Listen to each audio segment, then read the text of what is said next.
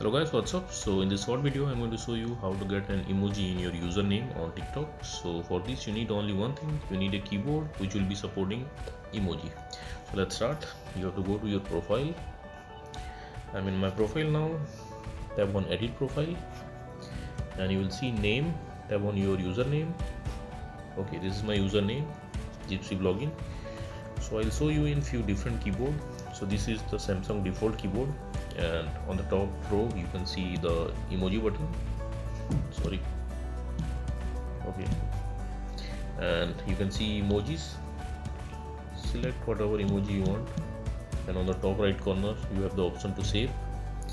Okay, so let me show you some different keyboard. Gboard.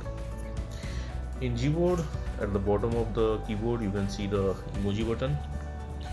Choose the keyboard you want. Okay,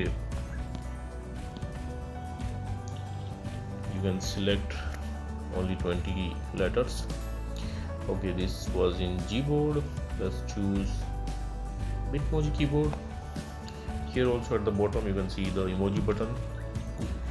So likewise you can choose some emoji and you can save. So that's it guys. Likewise you can get an emoji in your username on TikTok. So thanks for watching the video guys. See you in the next video.